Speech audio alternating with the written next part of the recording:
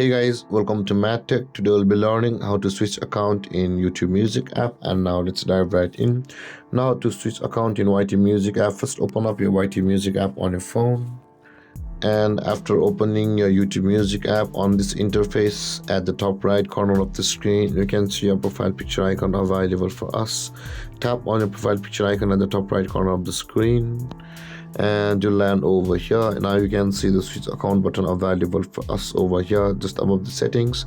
Tap on switch account and all of the accounts which you have logged in into your phone will be over here.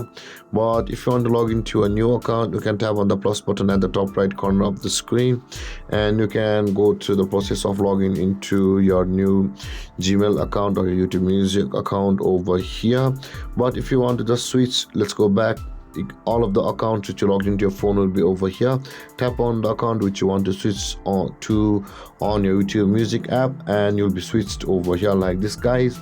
And with that being said, guys, this is how to switch account in YT Music app. And if you have any confusions or questions regarding the topic, feel free to comment in the comment section below. And don't forget to like, subscribe and hit that bell icon for more videos. Thank you for watching, guys. Peace.